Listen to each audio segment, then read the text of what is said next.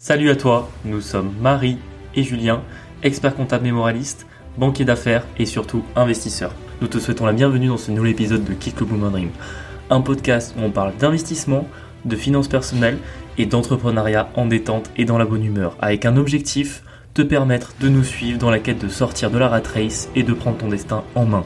Grâce à nos expériences pro et à notre vie d'investisseur, nous te donnons les conseils qui nous ont permis d'avancer dans la construction d'un patrimoine immobilier et financier, principalement cryptoactif. Chaque semaine, nous abordons un sujet en le vulgarisant au maximum pour qu'il soit le plus intéressant. Nous recevons un invité par mois avec un parcours inspirant et une expertise différente sur de nouveaux sujets. Si tu apprécies notre podcast, je t'invite à t'abonner sur ta plateforme d'écoute, à nous laisser une note 5 étoiles et à partager cet épisode et ce podcast à 2 personnes de ton entourage pour nous aider à le faire grandir. Je te laisse tout de suite avec l'épisode et je te souhaite une très bonne journée. Bonjour à tous, bienvenue dans ce nouvel épisode. Bonjour à tous. On espère que vous allez bien en cette fin septembre. Nous ça va, c'est un peu chargé mais ça va. Au final, cette rentrée a été fulgurante. Ouais, ça tu peux le dire. Mais en même temps chargé, je sais pas comment dire. On est déjà en octobre bientôt, donc c'est fou. Plus que 3 mois avant la fin du Boomer Dream, on est très contents. Et cette semaine, rien de particulier. On va peut-être passer au Boom Anecdote. Je sais pas si t'avais autre chose à dire sur la... Non, je pense que sur le mois de septembre, on est pas mal. De toute façon, ça va rejoindre un peu nos boom anecdotes qui font notre intro de l'épisode avant qu'on parle du sujet du jour. Ouais. On va parler d'argent et de bonheur. Clairement. Parce que l'argent fait-il le bonheur, c'est la grande question. Tout le sujet de l'épisode. Donc pour les boom anecdotes, on a regardé le reportage d'Inoxtag. Ouais. Pourquoi est-ce qu'on en parle alors que ça n'a rien à voir avec notre podcast? Parce qu'en vrai, ça fait quand même l'actualité. Je pense qu'il y a Ouais. pas grand monde qui ne l'a pas vu. Je sais pas qui l'a pas vu, mais en vrai, moi je vous le recommande. J'ai eu très bon... Franchement. Alors j'ai vraiment apprécié, je sais qu'il y en a plein. Enfin du coup ça crée un peu comment on dit La hype. Non, mais plutôt dans le style, il y a des controverses un peu. Enfin, j'ai entendu pas mal de critiques, alors que en vrai, moi j'ai vraiment bien aimé. Je trouve que la DA est folle, la réalisation et tout. Alors que je connaissais pas du tout. Là, c'est moi la boumeuse maintenant. Comment il s'appelle? Inès, je pense qu'il s'appelle. C'est ça son prénom. C'est son prénom, ouais. Je le connaissais pas du tout et franchement, j'ai trouvé ça super intéressant et avec plein de bonnes conclusions. Surtout tu sens qu'ils l'ont vraiment travaillé, que ce soit la musique, etc., les plans, enfin, on s'est pas du tout ennuyé, devant l'épisode. Moi, je connaissais le youtubeur, je connaissais son blaze, mais ça fait vraiment pas partie des youtubeurs que je regarde. Et, franchement, je trouve qu'il a mis le niveau, très haut. Et que les quelques critiques qu'il a eu, des fois il y en a qui étaient un peu bêtes, parce que par exemple j'ai vu des alpinistes qui ont eux-mêmes monté l'Everest il y a quelques années, qui ont dit ouais c'est la promotion du tourisme de masse, etc. Alors c'est vrai que le tourisme de masse, personne n'aime ça, même si en fait dès qu'à partir du moment où t'es touriste et que tu vas quelque part, t'y participes toujours un petit peu quoi. Donc je trouve que la critique elle était un peu basse, dans le sens que je me suis renseigné sur les coûts qu'il fallait pour aller monter sur l'Everest, parce que je me disais que ça devait coûter un petit billet, mais je pensais pas à ce point-là. C'est-à-dire que en fait, si vous voulez monter en haut de l'Everest, si vraiment vous prenez le low cost du low cost, vous êtes environ à 30 000 €, tout compris. Ouais. Et si vous prenez en gros le budget maximal pour y aller et avoir un peu tous les bonus sur les accompagnements, les bouteilles d'oxygène, etc., vous pouvez rapidement monter à genre 100 000 € quoi. Et en fait, pour moi, c'est plus du tourisme de masse quand tu parles d'une activité où il faut débourser en moyenne 50 000 balles pour le faire quoi. Donc en réalité, il y a très très très très peu de gens qui peuvent se le permettre, déjà que ce soit en termes de conditions physiques ou en termes de revenus tout simplement. Donc parler de tourisme de masse, c'est moyen. Après on a vu dans le reportage qu'il y avait du monde là-bas et que c'était pas très propre. Ce qui est sûr, c'est que quoi qu'il arrive, je crois qu'il y a moins de 500 personnes qui montent dessus par an, tu vois. C'est un budget, effectivement, c'est un budget. Donc c'est pas non plus, j'en ai pas en train de parler d'une plage d'Instagrammeurs à Bali où il y a 100 000 personnes qui vont par an, quoi. Et moi, ce qui m'a un peu interloqué, je dirais, c'est que du coup le protagoniste, Inès, en fait, je trouve qu'il représente bien notre génération, tu vois. Alors il pile, je pense qu'il doit avoir notre âge ou peut-être un poil plus jeune. Non, il est un peu plus jeune, il a 22 ans. Ah bon? Oh punaise, je sais pas. Est-ce qu'on n'a pas 22 ans? T'es déjà une boumeuse, c'est pour ça. L'important c'est rester jeune dans sa tête. Et je trouve que du coup il cible pas mal de choses de notre génération, parce qu'au final c'est un mec qui a plusieurs millions d'abonnés, qui doit très bien gagner sa vie, qui est ultra connecté, etc. Et toutes les conclusions du reportage, je trouve qu'elle se prête bien à notre génération, tu vois, ultra connecté, machin, truc. Je trouve que au final, c'est pas parce que t'as de l'argent qu'il paraît plus heureux. Au contraire, il montre un peu sa vie au début du reportage. Et en fait, on se rend compte que c'est un mess, quoi. Et je sais plus, il montre que il dort dans la salle de bain. Ouais, dans la salle de bain, il fait pas de sport, il se couche super tard, il mange super mal. Après, c'est intéressant aussi, tu vois, parce que bon, après, c'est quelqu'un que en soi, c'est un gros youtubeur, il a bientôt 10 millions d'abonnés, c'est un gros business, t'as beaucoup de salariés, t'as beaucoup de gens qui travaillent avec toi, faut tenir un rythme si tu veux maintenir le chiffre d'affaires, etc. Donc, il a des problématiques qui sont plus proches de celles d'un chef d'entreprise. Ouais. Et, c'est intéressant de voir aussi l'envers du décor parce que, tous ceux qui entreprennent, qui au bout d'un moment se mettent à fond dans leur activité, qui essaient de progresser, ils vont passer un petit peu par ce cheminement où au bout d'un moment c'est un peu ce que tu fais qui devient ultra prioritaire sur ta vie et qui va manger le reste à d'autres niveaux, tu vois. Si par exemple on fait un parallèle avec nous, nous ça a jamais trop mangé, on va dire notre rythme de santé ou quoi, parce qu'on a toujours été très branché sport, très branché alimentation, mais c'est vrai que par contre on va dire que sur nos autres plaisirs de la vie, et ça fera partie un peu de l'objet de cet épisode, quand on a été à fond dedans, à fond dans les investissements, à fond dans les problèmes, on a mis un peu tout ça de côté. Et du coup, c'est intéressant de voir que c'est toujours pareil quand tu vois quelqu'un qui va traverser des épreuves qui ressemblent aux tiennes, qui va prendre d'autres chemins, d'autres décisions, je trouve que c'est toujours sympa à voir parce que ça te fait réfléchir sur toi-même au final. Et je pense que c'est un peu l'objet du reportage. Genre, moi j'ai vu beaucoup tous ceux qui ont parlé, qu'il avait ouvert les yeux à une génération, qui allait se bouger les fesses, etc. Oh non, je suis pas sûre. Ouais, non, je suis pas forcément sûr non plus, mais après chacun y trouve ce qu'il veut y trouver dans le reportage, et moi en tout cas ça m'a permis de voir quelqu'un qui se bougeait de manière différente et de voir un petit peu comment lui s'en sortait. Dans tous les cas ça reste un peu aspirant, même si il y a une DA, il y a une préparation, il y a des monteurs, il y a des mini-makers, il y a des dronistes. Je pense qu'il y a un gros budget sur le reportage.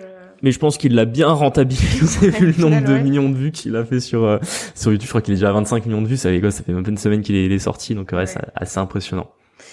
Ça c'était la première bonne anecdote parce que c'était vraiment sympa à regarder. Le sujet d'actualité. De quoi? Je dis le sujet d'actualité. Le sujet d'actualité cette semaine. Alors bizarrement, nous, vous savez, on s'en va au 31/12 de cette année et on commence à préparer un petit peu la suite et ça me fait rire parce que je viens travailler en banque et tu as dit à ton N+2 cette semaine que tu partais, qui n'était même pas au courant en fait. Je pensais qu'elle l'était parce que je commençais à le dire à tout le monde et en fait même ma N+2 ne le savait pas, mais c'est un peu de la faute de mon N+1 parce que je l'avais dit à mon N+1, il m'a dit ouais pas de souci, j'ai averti du coup la N+2, j'ai dit bon écoute très bien, tu vois, moi même j'étais un petit peu déçu que la N+2 m'ait pas appelé, tu vois. Il me dirait elle m'appelle pas.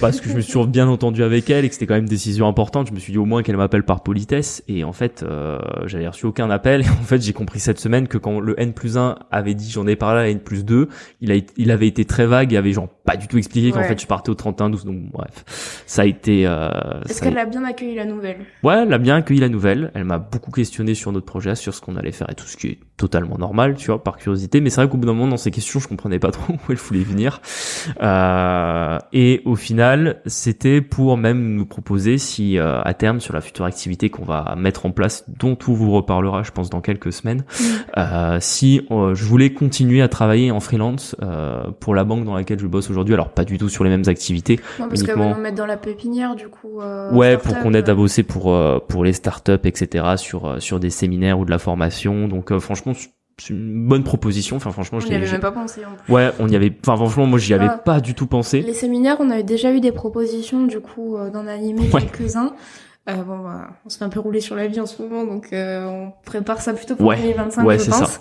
Et du coup, improbable et bonne surprise, je dirais. Franchement, très bonne surprise. Je pense que ça rejoint un petit peu ce qu'on a toujours dit dans ce podcast, et je suis content parce que des fois ça montre de ce qu'on peut dire, de l'impression qu'on en a, que ça rejoint finalement ce qui se passe, parce que j'avais toujours dit que en gros j'essayais un petit peu de faire mon métier du mieux que je le pouvais, même si j'aimais pas ça, et que j'essayais d'avoir une certaine intégrité dans mon taf. Même si j'avais pour projet de partir et tout, j'ai toujours fait le taf carré, parce que je suis pas du genre à faire les choses à moitié, enfin en tout cas ça me ressemble pas en fait de mettre la poussière sur le tapis et juste me dire tant pis, tu vois. Et au final qu'il me fasse cette proposition là, ça me fait un petit peu plaisir, parce que au final, ce que j'aimais pas aujourd'hui dans mon taf, c'était ce que je faisais. Mais bon, la boîte, même si je critique le système bancaire de manière générale, la boîte reste une belle boîte, hein, et faut pas se faire de soucis pour les salariés qui restent dedans, et de pouvoir continuer à travailler un peu avec eux de loin, de continuer à voir en plus certaines personnes que j'aime bien, parce que pareil, même si j'ai déjà dit ici dans le podcast qu'il y avait certains collègues avec qui ça accrochait pas du tout et que on n'arrivait pas à avoir de conversations intéressantes. Il y en a quand même pas mal avec que j'aime bien et avec qui dans le temps, c'est normal, ça fait 6 ans que j'y suis, on a réussi à créer des liens et pouvoir travailler un peu avec eux de manière différente plus tard. Franchement, pourquoi pas. Donc c'était une chouette proposition et ça fait plaisir. Ouais. Prochaine boom anecdote, on a reloué un local commercial. Ouais, ça a été... Ça, je sais pas si on en a déjà parlé en fait, parce que la dame, elle a commencé son activité, je dirais, il y a même pas un an. Juin 2023, et puis le temps qu'elle fasse ses travaux, elle s'était lancée en octobre de l'an dernier. Elle a eu pas mal de soucis avec Enedis et Lazare, pour pouvoir, parce qu'on peut dire maintenant qu'elle a plus, on peut dire quelle activité elle avait. Ouais, elle voulait faire de la restauration. C'était une rôtisserie en fait. Elle vendait des poulets avec les pommes de terre, etc. Et dans un quartier. Alors je trouve que le quartier, parce que le quartier est plutôt populaire, je pense. Enfin, c'est pas un des meilleurs quartiers de Montpellier, mais de toute manière, en fait, au bout d'un moment, il y a pas de place, donc il y a pas de choix non plus. Après, c'est un beau quartier avec beaucoup de... Moi, j'ai toujours pensé, hein, c'est pour ça qu'on avait acheté ce local. Pour moi, c'est un quartier qui a vraiment de l'avenir, dans le sens qu'en fait, il est entouré de quartiers que la ville a refait. Donc, en fait, c'est sûr qu'à un moment donné, ils vont le refaire aussi. Ouais. Il va y avoir de l'argent public qui va arriver. Ça va renouveler une partie de la population. Ils vont casser des anciens immeubles. Ils vont en mettre des nouveaux. Donc, même quand on voit que c'est un quartier qui est quand même alors c'est pas un des quartiers les moins chers, tu vois, au mètre carré. Montpellier en moyenne on doit être à 3-4 000 euros le mètre carré. C'est un quartier où on est à 3 000 euros de mètre carré, quoi. Donc c'est pas le plus cher, mais on est bien dans la moyenne des prix à Montpellier, alors que vous avez des quartiers où à moins de 1 000 euros du mètre carré vous trouvez des apparts parce que personne veut y vivre, quoi. Et du coup, elle avait fait ce concept. Le local est pas très grand. Je pense qu'il fait quoi Il fait 35 mètres carrés. Ouais, j'allais dire 30 mètres carrés. Et en fait, ça marche pas. Je pense qu'elle avait mal ciblé. Elle avait mal ciblé en fait comment tu dis, le pouvoir d'achat, etc. Et du coup, elle nous a dit cet été qu'elle voulait le rendre. Donc ça nous avait mis un petit coup de pelle, parce que généralement, on se débarrasse pas d'un bail commercial comme ça. Au final, toi, t'as préféré, elle a toujours été correcte, payer son loyer, etc. C'est quelqu'un avec qui on s'entend bien. Et du coup, t'as décidé de tempérer un peu et d'essayer de trouver une solution avec elle. Donc en fait, elle veut vraiment le rendre. Voilà, il y a même pas un an d'activité, il y a rien à revendre, parce que peut-être un pas de porte, pardon, mais bon. Ouais, en fait, si elle aurait pu revendre son droit au bail, parce que force est de constater que j'ai pas du tout galéré à relouer le local et que ça a été très facile à trouver. Finalement, ce qu'elle m'avait proposé, elle voulait qu'on trouve. En gros, moi, ce que je lui avais dit, écoutez, on peut pas résilier comme ça le bail à l'amiable. Moi, j'ai dit, nous, on a des charges, c'est normal. Le bail commercial, la sortie elle est triennale, donc elle pouvait sortir au bout de 3 ans. Là, ça faisait seulement un peu plus d'1 an que le bail avait été signé. Donc là, pour l'instant, elle pouvait pas sortir. Je lui ai dit, écoutez, moi, j'ai pas dans mon intérêt de vous obliger à payer un loyer si vous voulez arrêter votre activité, mais il faut qu'on retrouve quelqu'un, et quand je retrouve une nouvelle personne, on signera une fin de bail à l'amiable. Donc c'est ce que je lui avais proposé, ce qui me paraît pas mal, parce que justement, pour vous donner un exemple, j'ai un ami qui a eu un peu le même cas, en mode il louait un local commercial, en plus lui c'était même pas un bail commercial, c'était un bail précaire de 2 ans, et finalement au bout d'1 an il avait plus besoin du local, et il a dit au propriétaire, écoutez, j'aimerais bien vous rendre le local et tout, et le propriétaire a dit, je m'en fous, vous retrouvez quelqu'un, mais je veux pas savoir, quoi, c'est pas mon problème. Donc vous voyez qu'un propriétaire de locaux commerciaux, il peut être plus ou moins sympa dans l'accompagnement de son preneur pour mettre fin au bail de manière à l'amiable, alors que moi je l'ai aidé, j'ai remis une annonce, j'ai fait moi-même les visites, etc. parce que également c'était un intérêt pour moi de retrouver un bon preneur qui avait un beau projet. Et au final toute cette histoire se finit bien, parce qu'en fait le local on l'a reloué, et pour vous donner un ordre d'idée, on le louait dans les 800 euros initialement, et je l'ai reloué plus de 1 000 euros, parce que entre temps le marché à cet endroit-là est quand même assez demandé. Les voisins, parce que c'est une petite galerie marchande, ils ont même des loyers qui sont plus chers que ça au mètre carré, et qu'en plus en fait au bout d'un moment il y a de la demande, et moi quand j'avais mis le loyer initial dans les 800 euros, ça me paraissait ok, j'étais pas un expert du quartier sur les loyers, mais je m'étais douté que le loyer était pas cher la fois où quand on a fait la visite, elle voulait absolument me le bloquer. Et là pareil, cette semaine j'ai retrouvé des gens qui viennent de Paris, qui ont un super projet, qui pareil m'ont mis un acompte pour bloquer le local lors de la visite, donc franchement c'est top, et au moins ça fait un problème de moins à gérer, parce qu'on veut en ce début d'année on en a pas mal, quoi. C'était pas un gros problème, mais bon, c'était un peu chiant, quoi. Ça plane autour. Surtout... elle est redevable de ses loyers. Tant qu'on n'avait pas retrouvé, mais d'un autre côté, on veut pas favoriser le risque qu'elle paye pas. Ça nous amuse pas voilà. En fait, faut que ce soit pérenne et qu'on n'en parle plus, quoi. Oui, complètement. Et puis surtout que, en plus, soit on aurait pu la laisser se débrouiller, soit on l'aidait à retrouver un preneur. Et je pense que c'était aussi une manière de l'aider. Et c'est là où j'encourage, quand vous êtes propriétaire, voilà, à agir, on va dire, en bonne intégrité. C'est une locataire qui a toujours été carrée. On a toujours eu des très bons échanges. Donc en fait, à partir du moment où c'est quelqu'un avec qui on travaillait, même si c'est une relation de propriétaire-preneur et que la relation se passe bien, en fait, il y a pas de raison que vous essayiez pas de donner un coup de main si vous pouvez le faire, quoi. Même si voilà, c'était ça que je voulais dire au début, que j'avais un peu perdu de mes mots. C'était que quand vous signez un bail commercial, vous pensez que vous allez être tranquille pendant pas mal d'années et que là, au bout d'un an, il a fallu retrouver un preneur. Mais bon, c'est la vie. Et oui. Et t'avais peut-être un dernier truc Non, c'est bon, je l'ai dit, c'était un exemple que j'ai illustré déjà. Ok. Tant pour moi, on n'écoute pas de ce qui se passe.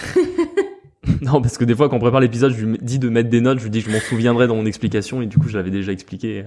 Mais toi, t'avais pas compris ce que c'était. On voulait vous remercier pour votre soutien sur notre podcast. Le nombre d'écoutes et vos retours positifs nous permettent aujourd'hui de vous proposer une collaboration avec Jérôme Rubin du Bien Rentable, que vous avez déjà entendu sur ce podcast. Le Bien Rentable, qu'est-ce que c'est ? On nous pose souvent la question de comment trouver un bien rentable. Pas mille solutions, soit vous le cherchez vous-même et cela peut prendre un certain temps, soit vous faites appel à un spécialiste comme Jérôme en tant que chasseur immobilier.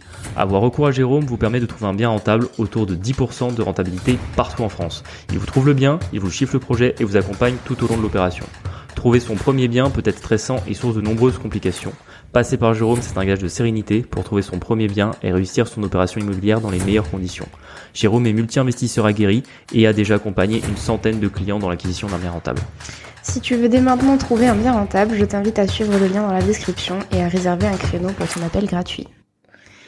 Donc on passe au sujet du jour. Est-ce que l'argent fait le bonheur ? Grande question. Ouais, épisode du jour, on voulait en parler, on en avait parlé qu'indirectement dans ce podcast, et on s'est dit que ça valait le coup de creuser un peu plus ce sujet, déjà d'amener un petit peu des informations, de la data là-dessus, parce qu'en vrai c'est une question, quand vous tapez ça sur Google, vous trouvez un millier d'articles. Il y a à boire et à manger. Vraiment. Ah ouais, il y a même des études scientifiques et tout. Enfin, en fait, le sujet a été vraiment creusé de manière assez profonde, et en fait, on voulait vous apporter un peu tout ça, voir un peu qu'est-ce qui en est dit aujourd'hui par les gens qui se sont déjà posé la question, et puis nous, quel est un peu notre avis sur le sujet et qu'est-ce qu'on peut vous apporter comme élément de compréhension là-dessus. Et après, ça reste une question, autant quand vous parle de fiscalité ou d'investissement, on vous donne un conseil qui est très tangible. Là, c'est pas vraiment des conseils, c'est plus notre avis, c'est à vous de vous forger votre propre décision sur cette question. Ouais. Peut-être qu'on peut commencer par... comment dire ? Enfin, peut-être qu'est-ce que le bonheur ou tu vois, quelque chose comme ça. Ouais, définition du sujet. Ouais, définition. Ouais, c'est assez facile, je pense que... à l'école. Ouais, c'est un peu ça. En fait, c'est simple, quand on parle de bonheur, c'est quoi, le bonheur, en fait, c'est d'être heureux dans sa vie, tu vois. C'est quelque chose qui est très propre, hein. Il y a pas de, je pense, c'est pas comme, tu peux dire un business est rentable à partir du moment où il y a un résultat net à la fin de l'année, tu vois. Ça marche pas pareil, c'est beaucoup plus, c'est intangible, tu vois. Est-ce que moi je ressentirais le même bonheur que toi ou que notre Non, voisin, justement, c'est propre à personne. Vous avez deux personnes dans la même situation, il y en a un qui peut se sentir parfaitement heureux et l'autre pas du tout. C'est vraiment propre à chacun. En revanche, ce qui est intéressant, c'est que par exemple ceux qui se sont posés du coup la question sur les études scientifiques, ils ont quand même dû aller chercher et mettre une réponse sur cette question, et en fait ils ont pris 3 points qu'ils ont définis eux-mêmes pour essayer de présenter ce qu'était le bonheur et surtout de voir quelle facette du bonheur on pouvait ou pas avoir et comment l'argent pouvait influencer l'une ou l'autre. Je trouve que c'est bien du coup de le segmenter, parce que effectivement tu peux être heureux sur certains points et sur d'autres absolument pas, tu vois. T'as des gens en fait ce qu'ils disent plutôt, c'est qu'il te faut ces 3 points là pour être heureux, mais que tu peux en avoir un ou l'autre, c'est pas qui sont comblés, tu vois. C'est peut-être on peut en parler rapidement. Le premier, c'est qu'eux ils vont parler de satisfaction de la vie. Donc c'est un petit peu, vous pouvez imaginer ça, la satisfaction de la vie, c'est un peu la pyramide de Maslow, c'est-à-dire que vous avez à peu près tous vos besoins primaires et secondaires qui sont manger à sa faim, avoir des activités récréatives, je sais pas moi, avoir accès à internet, pouvoir avoir des hobbies, faire du sport. Matériellement, du coup, une sécurité. Ouais, c'est ça, c'est une sécurité matérielle, et c'est le fait d'avoir accès à tout ce que vous avez envie en termes matériels dans votre vie. Après, est-ce que ça a une limite, tu vois, déjà? Bah oui, ça a une limite parce que ça peut être plus ou moins important pour certains, pour d'autres. Par exemple, il y en a qui sont très branchés activité matérielle. Il y a des gens, ils vont faire plein de passions qui vont coûter extrêmement cher. À l'inverse, il y en a, ils aiment juste le yoga et marcher dans les bois, tu vois. Et ça il faut pas grand chose pour le faire, tu vois. Donc ça, là encore une fois, c'est propre à chacun. Après, il parle de la satisfaction des émotions. Ouais. Ça pour eux c'est le deuxième point et c'est celui qui sera plus complexe parce que la satisfaction des émotions elle le voit plutôt dans plus ou moins les interactions que vous allez avoir avec les autres êtres humains, donc l'amour, l'amitié, un peu toutes ces questions là. Sécurité affective, tout ça. Exactement. Et après il y a le troisième point qui est le bien-être psychologique, qui classe encore ailleurs, où en fait tout simplement pour eux ça permet de voir est-ce que vous vous sentez bien dans votre tête, est-ce que vous avez beaucoup de problèmes à gérer, etc. C'est un peu comme ça qu'ils définissent ces 3 points. Je trouve assez intéressant, même si encore une fois, ces trois facettes du bonheur qui sont un peu poreuses les unes des autres. Oui, puis elles prennent pas la même place d'un individu à un autre. Exactement. Donc je trouve que c'est plutôt pas mal parce que du coup ils se sont posé la question sur ces 3 points et on essaie de voir un peu comment on les influençait et là, on s'est inspiré d'une seule étude de l'université de Pennsylvanie de 2021. Il y a eu d'autres études, on les a pas toutes reprises non plus parce qu'on n'avait pas envie de faire non plus un épisode théorique sur le sujet. Mais on a bien aimé en tout cas cette approche-là. Ça nous a paru assez simple et facile à expliquer. Ouais. Je pense déjà il y a peut-être un niveau minimal, tu vois, d'argent pour au moins prétendre à accéder au bonheur, tu vois. Genre, tu peux pas être sous un pont sans le sou et prétendre que t'es heureux, tu vois. Ah ben ça c'est sûr. En fait c'est d'abord quand tu rejoins la pyramide de Maslow, c'est directement vraiment tes besoins primaires. En fait manger, boire, dormir, être en sécurité, c'est des besoins qui sont primaires et comme tu dis, il faut en fait un minimum du minimum pour l'avoir. Mais en réalité, à partir du moment où t'es un être humain dans un pays occidental, c'est rempli très facilement et avec vraiment le niveau de revenu minimum. Tu vois par exemple, pour parler du salaire minimum du SMIC, au SMIC on peut se loger même si des fois ça peut être un peu cher. On dit toujours que l'accès au logement est compliqué, même avec un SMIC on peut toujours trouver une chambre en coloc, on peut toujours trouver un appartement un peu plus loin de son lieu de travail, on arrivera toujours à manger à sa faim, on aura toujours une certaine sensation de confort et sécurité, même si celle-là elle sera un peu plus relative parce que ça va dépendre de où vous vivez, dans quel endroit vous vivez, mais à partir du moment où tu vis dans un pays occidental, ce qui est vraiment les besoins primaires, ils sont dans 99% des cas, ils sont satisfaits. Et par exemple, je sais que nous, des fois, on peut paraître peut-être un peu trop tourné vers l'argent. Alors, pas dans le sens où on est vénal, etc., mais c'est que c'est quelque chose qui prend pas mal de place en ce moment parce que, en fait, on passe nos journées à gérer ça. Et je vois bien des fois dans ceux qui sont pas dedans, des fois je me dis, ils sont là, ouais, mais paye pour ça, là je prise là-dessus, tu vois. Alors qu'en vrai, nous, on est là, non, je vais pas m'asseoir sur ce soleil-là, je vais pas payer ça alors que c'est pas le vrai prix, etc. Tu penses que en fait comment dire, par exemple chez nous, est-ce que l'argent il ferait le bonheur? Dans quoi? Dans notre cas précis? Ouais, dans notre cas. En fait, il va quand tu passes en fait dans l'investissement, notre cas ou quelqu'un d'autre, quand tu passes vraiment en mode machine de l'investissement ou de l'entrepreneuriat, est-ce que ça commence à faire le bonheur? Ou est-ce que c'est pas justement trop t'es pas trop objectif? Enfin, tu sais, c'est trop au milieu de ton centre de vie, tu vois. Pour moi, avant de répondre à cette question, il faut déjà voir la place qu'elle va occuper, qui forcément est pas la même. Se prendre par exemple quelqu'un qui est salarié entre guillemets, son salaire à la fin du mois c'est un dû. Donc forcément, il va pas avoir la même relation à l'argent, il va pas en parler autant dans son quotidien parce qu'au final, il doit faire un métier. Une fois que ce métier est fait, il a un dû qui est son salaire qu'il reçoit quoi qu'il arrive à la fin du mois ou à la fin de l'année. Nous, quand on est investisseur ou quand on est entrepreneur à notre compte, en fait, on a une incertitude sur nos revenus. Donc forcément, l'argent est beaucoup plus présent au quotidien parce qu'en réalité, on fait de l'argent à partir de l'argent et que forcément, tout ce qui va venir perturber un peu tout ça, on doit se battre un peu plus parce que c'est ce qui va déterminer si oui ou pas à la fin du mois ou à la fin de l'année, on aura le niveau d'argent qu'on avait prévu et qu'on a besoin pour vivre. Donc forcément, ça occupe une place qui est plus importante. Maintenant, est-ce que ça va nous rendre heureux pour autant? En réalité, ça va dépendre à quel point ça va combler les différentes facettes du bonheur qu'on a énoncé juste avant. Donc je pense que forcément pour la satisfaction de plus ou moins de la vie, des besoins primaires, secondaires, forcément l'argent est super important là-dessus, parce que ça vient nous permettre d'avoir des activités, d'avoir un beau chez soi, de pouvoir partir en vacances, de pouvoir faire les activités qu'on veut, de pas se sentir limité quand on veut faire une activité, de pouvoir manger peut-être une qualité supérieure que ce que tu manges quand t'es étudiant, par exemple, comme nous on mangeait à l'époque, tu vois. Donc c'est plein de choses qui vont venir influencer la manière dont on est heureux. Je sais pas si toi tu penses la même chose. Ouais, plus ou moins. Mais du coup, à partir de quel moment ça devient toxique, tu vois? Ça devient toxique à partir du moment où ton argent devient une fin en soi. Parce que en réalité, alors c'est-à-dire ouais, je veux 50K de revenus par mois, ça c'est toxique.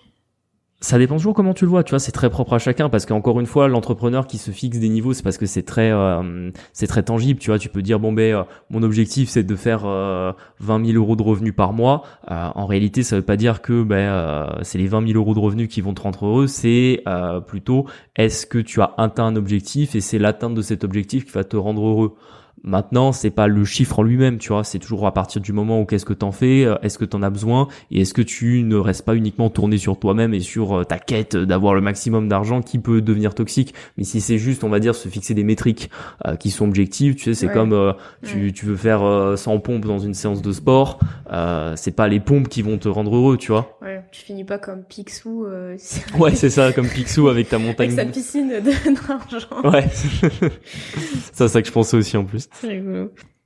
Donc du coup, on a compris qu'il y avait un pan du bonheur qui était de satisfaire du coup ses besoins primaires et sa vie d'une manière générale. Donc effectivement, tu peux pas être heureux si déjà t'es en stress parce qu'il faut manger, il faut dormir, faut être en sécurité, il faut se reposer, etc. Et si, du coup, la prochaine, c'est le prochain step, le prochain niveau, ça serait plutôt tout ce qui est émotionnel, tu dirais? Oui, tout à fait, parce qu'en fait, les émotions, comme on en a parlé rapidement tout à l'heure, t'as l'amitié, l'amour, tu vois un peu ce que tu vas ressentir dans la vie, qui fait que t'as un certain bien-être de ce côté-là. Celui-là, il est beaucoup moins influencé par l'argent, même s'il peut l'être. Le souci, c'est qu'en réalité, tu peux être très riche et être tout seul dans ta vie, et du coup, là, ton argent ne servira pas à grand-chose. Comme tu peux être beaucoup moins riche, être très bien entouré et être finalement comblé de ce point de vue-là.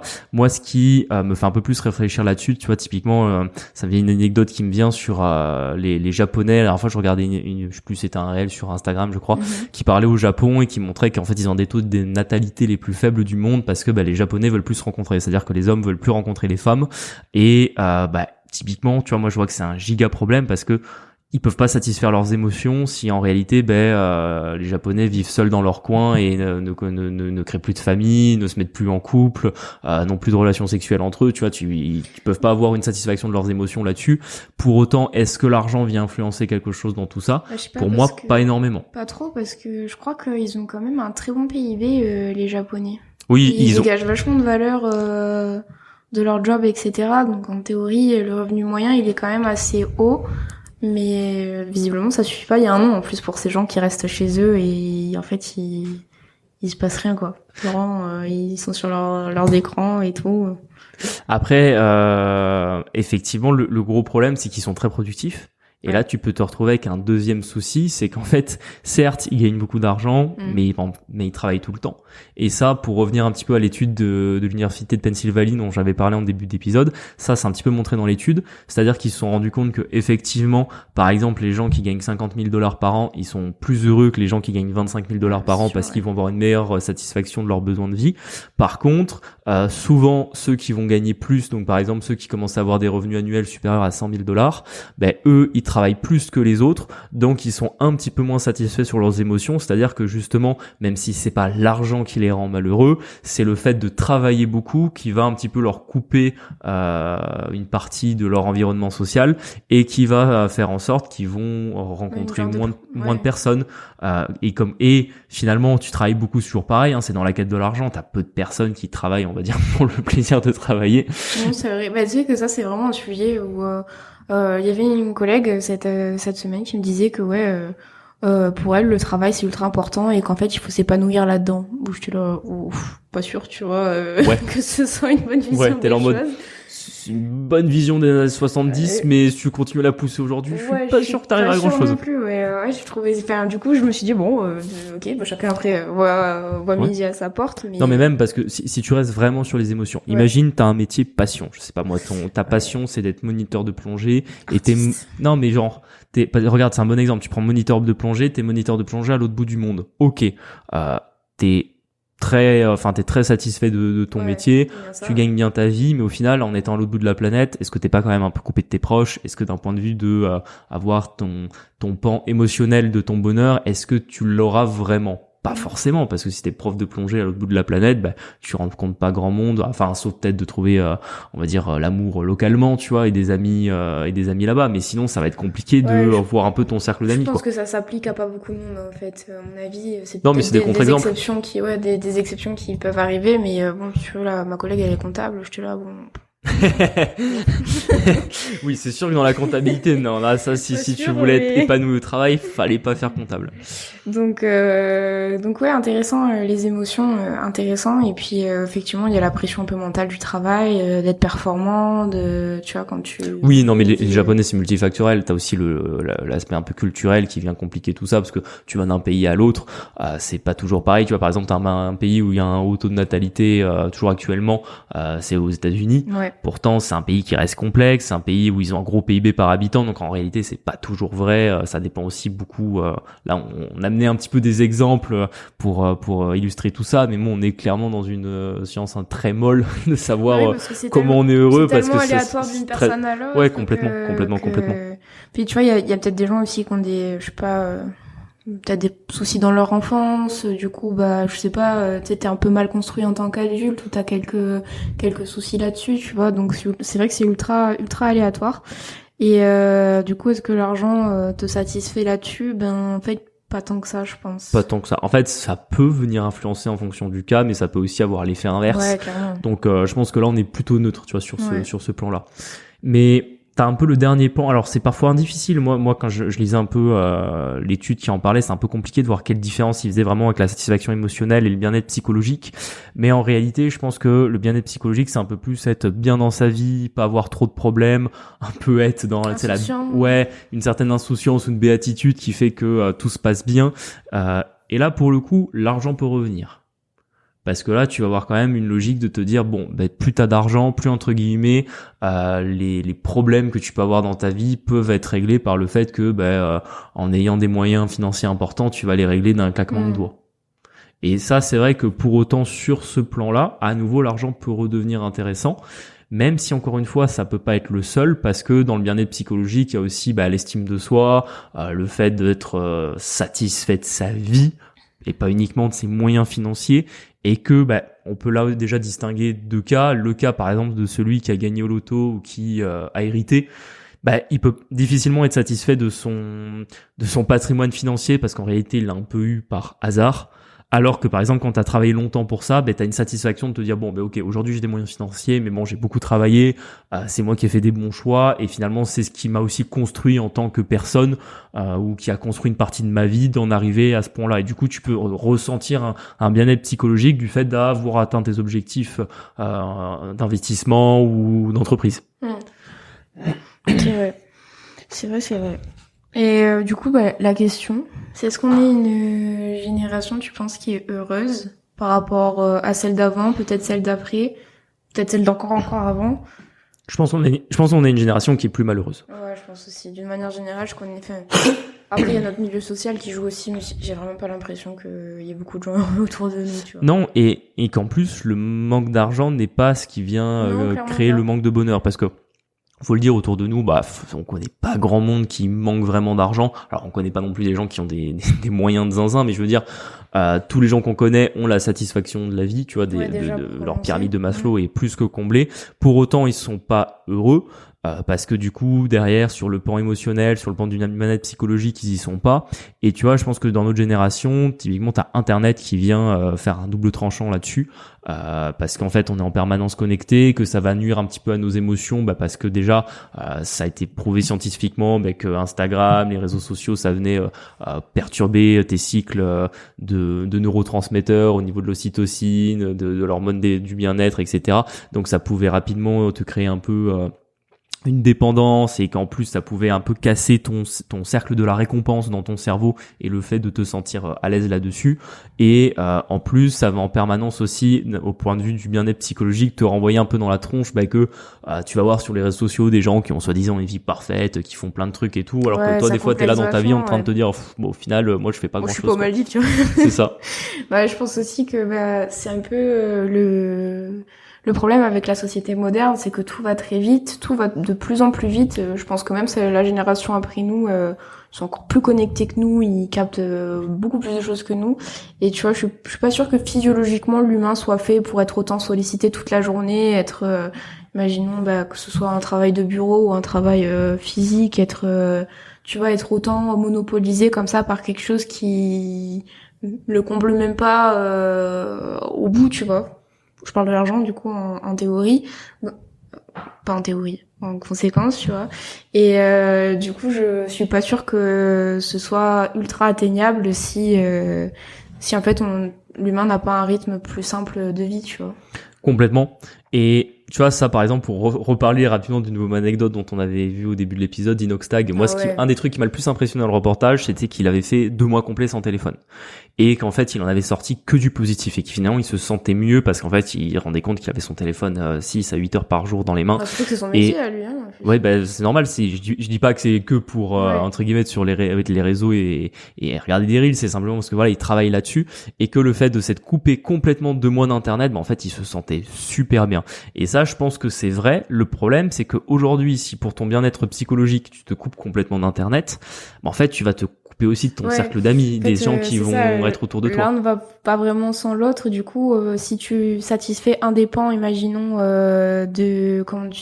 d'émotions, peut-être qu'en fait le psychologique ça ira plus, parce que justement ce qui donne un peu de l'émotion, qui satisfait ce pan d'émotion, ne satisfait plus le psychologique. C'est un peu des vases communicantes, tu vois. C'est ça, parce que à moins que tes amis ça soit aussi des amis qui soient pas sur internet, le problème c'est que vous allez élever des yaks ensemble. Non mais c'est ça, parce que le problème c'est que si tu te coupes d'internet aujourd'hui dans notre génération, en fait tu te coupes d'une bonne partie de tes amis, et même en termes de références. Par exemple, on s'était fait la réflexion quand on présentait cet épisode, qu'est-ce qui faisait qu'en fait on pouvait créer de l'amitié avec quelqu'un. En fait c'est un peu les liens culturels qui sont proches. Aujourd'hui on est une génération, on est vraiment dans la culture d'internet, en mode tu vois un mec de l'autre bout de la planète, tu peux devenir facilement pote avec lui parce que vous allez avoir les mêmes refs issus de cette culture-là. Et à l'inverse, des fois, juste on rencontre quelqu'un qui a 10 ou 20 ans de plus que nous, et au final, on n'a pas du tout les mêmes références. Justement, quand on parle des dîners clients auxquels nous on s'ennuie à chaque fois, en fait, c'est parce qu'on parle pas grand-chose, quoi. J'allais en parler parce que cette semaine, du coup, on a fait une rencontre qui s'est vraiment bien passée. En fait, c'est un prestataire pour notre mariage. Et déjà ultra étonné. En fait, effectivement, quand on l'a vu, il a pas loin de notre âge, et en fait c'est bien parce que du coup on a parlé pendant 1h30 alors qu'on venait juste vérifier un truc, et en fait il a plein de rêves qu'on a parce qu'on regarde les mêmes émissions, on a trouvé plein de sujets à discuter. Et à l'inverse, Julien me traîne dans un dîner avec un de ses clients là de la banque qui est ultra important, et il est déjà à la retraite, en plus il y a ton N+1. On n'a pas du tout les mêmes codes, ça va être chiant, va falloir meubler la conve, vraiment. C'est un peu intéressant parce que pour le coup, je t'emmène quand même dans un repas avec un client qui est intéressant, qui est un gros entrepreneur. Mais c'est sûr que si on parle là dans ce souvenir de génération internet et de culture là-dessus, c'est sûr qu'on n'aura pas du tout les mêmes références, quoi. Donc on va vraiment parler boulot. Et c'est vrai que c'est plus ennuyant que quand on voit quelqu'un de notre génération et qui tac on parle de ça, telle vidéo, chacun l'a vu, tout le monde connaît ses références. sens. Tu vois, par exemple, il y avait, bon, je fais vraiment une grosse aparté, on commence à s'éloigner du sujet, mais c'est dernière anecdote là-dessus. Je regardais une vidéo sur les meme coins en crypto, parce que c'est vraiment à la mode sur ce bull run. Et en fait, les meme coins, ça marche parce que justement, c'est en plein dans la culture internet, tu vois. Et qu'à chaque fois, les meme coins, ça va être basé sur un mème. Ça peut être une musique, ça peut être une image, ça peut être une idée. Et en fait, ça va marcher, en fait, parce que t'as des millions de personnes, voire des centaines de millions de personnes qui ont vu le même mème, qui le connaissent, qui l'apprécient et qui vont faire direct la renommée du meme coin, alors que derrière il y a aucune technologie, il y a aucun projet, alors que le mec qui débarque dans la crypto avec un super projet de révolutionner la blockchain, etc. En fait, il va mettre beaucoup plus de temps à faire avancer son idée et à la propager, à la faire connaître par les investisseurs, alors qu'un meme coin, en fait, directement tout le monde le connaît, quoi. Donc voilà, pour revenir un petit peu plus du coup sur le sujet de l'épisode, là-dessus, honnêtement, pour le bien-être psychologique, l'argent, c'est un peu comme les émotions. Il y a des cas où ça va pouvoir influencer, d'autres pas. Et finalement, c'est un petit peu, on arrive petit à petit vers la fin du sujet, c'est la conclusion de l'étude de 2021 de l'université de Pennsylvanie. Ils l'ont quand même fait sur 33 000 participants. C'est énorme, 33 000. C'était pas de la merde. Et en plus, c'était plutôt pas mal. Leur méthodologie, ces 33 000 personnes ont été suivies plusieurs semaines et en fait plusieurs fois dans la journée, ils devaient estimer leur niveau de bonheur par rapport à une note et à des émotions qui étaient listées. Donc ils avaient le choix entre une douzaine d'émotions. Et du coup, c'est assez intéressant parce que ça permet de voir aussi, en fonction du niveau de revenu, qui est heureux tout le temps, qui est heureux que à certains moments. Et ce qu'ils ont trouvé, c'est que vraiment l'adage l'argent fait le bonheur, en fait c'est pas le cas.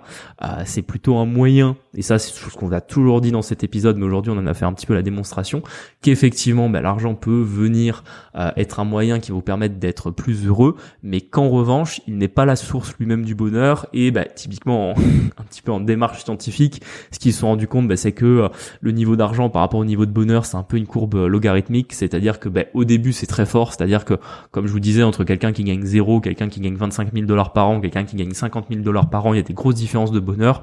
Et pourtant, dès qu'on commence à dépasser la centaine de milliers de dollars par an, en fait, le niveau de bonheur est plus du tout corrélé aux revenus, voire parfois, alors ça sera, faut pas dire n'importe quoi, ça sera pas l'inverse, mais que finalement il va aussi y avoir la notion du succès qui va se développer chez les gens qui ont des revenus très importants, et que à l'inverse, le fait d'avoir l'impression d'avoir du succès ou de ne pas avoir de succès, c'est des choses qui peuvent venir entre guillemets casser le bonheur de la personne. Et en vrai, je pense qu'on a tous cet exemple avec des gigastars qui gagnaient des millions d'euros qui se sont suicidés, tu vois. Et par exemple, nous dans notre génération, il y a Avicii. Ah oui. Qui était un DJ qui avait une carrière il avait pété en très peu de temps, il était directement richissime et tout, et finalement il est tombé dans la drogue, il s'est senti, je pense, coupé de là où il venait, parce qu'il venait d'un milieu qui était pas modeste mais qui était normal, on va dire, et d'un coup il est devenu ultra riche, et finalement il a fini par se suicider, tu vois. Et ça, pour moi, c'est l'exemple typique que quand t'as un niveau de succès ou un niveau d'argent qui peut être très très très très très poussé, c'est pas pour autant que tu seras le gars le plus heureux du monde, voire parfois l'inverse, quoi. Et du coup, tu penses que c'est plus une démarche perso de essayer de savoir un peu ce qui te rend heureux et de le maîtriser, en fait. Je pense qu'il faut savoir, en fait, dans sa vie, quand on reprend les trois plus ou moins les trois pans du bonheur, qui sont la satisfaction des besoins de vie, des émotions et du bien-être psychologique, faut voir un petit peu quel est le plus important chez toi pour les trois, parce que par exemple il y a toujours des gens qui seront bien dans leur tête, tu vois, le bien-être psychologique, il y a des gens je sais pas, ils ont une certaine sérénité de base, ils se posent pas trop de questions, une certaine insouciance. C'est pas méchant, mais tu sais, il y a une expression qui dit qui désigne des gens les imbéciles heureux, tu vois.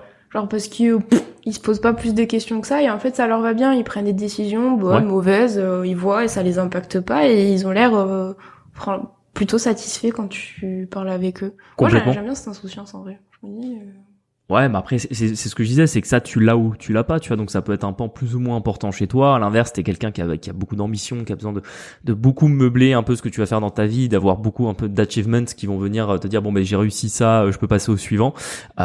Forcément tu vas devoir mettre plus d'énergie là-dedans, et peut-être quand on parlait tout à l'heure de ceux qui ont besoin de satisfaire leurs besoins de vie, t'as ceux qui vont avoir un lifestyle qui va être très très très très très poussé, avec des gros besoins financiers pour être heureux parce que s'ils ont pas ça dans leur vie, ils seront pas heureux. Alors qu'à l'inverse, t'as des gens, ils vont marcher dans les bois tous les jours et ça coûte zéro et ça leur va là-dessus. Et après, t'as le pan des émotions qui, je pense, celui-là est le plus compliqué et où tu te fais un travail sur toi-même.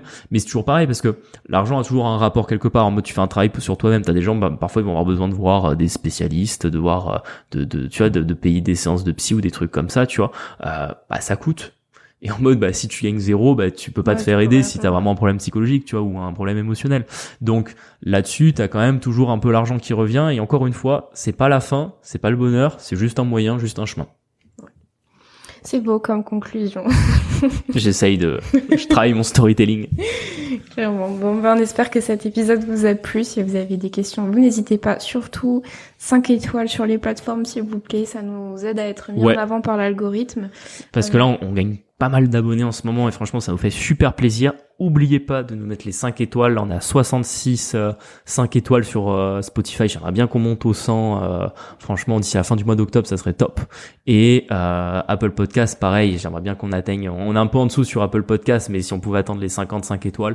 Et je sais qu'il y a beaucoup de gens qui s'abonnent, qui nous écoutent quasiment toutes les semaines et je vous en remercie. Mais n'hésitez pas à nous mettre les 5 étoiles. Ça prend 10 secondes et franchement ça nous aide beaucoup parce que quand derrière on veut faire des collabs, quand derrière on veut avoir des invités et tout, ce qu'ils vont regarder, leur seul moyen sur un podcast de savoir s'il marche, s'il fait des écoutes, c'est de regarder le nombre de notes parce qu'en fait les écoutes elles sont privées à moins que je leur envoie nos statistiques, ils peuvent pas les savoir à l'avance, c'est pas comme sur YouTube.